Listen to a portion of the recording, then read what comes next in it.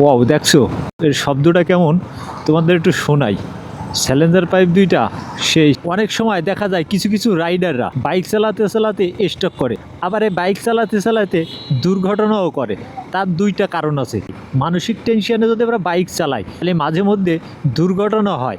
আর মানসিক টেনশন যদি আমাদের মাথায় থাকে, এই টেনশনের কারণে বাইক চালাতে চালাতে অনেকে কিন্তু স্টক করে। মাথায় যদি ঠিকমতোভাবে কাজ করে, ঠিকঠাক বাইক রাইড করা যায়।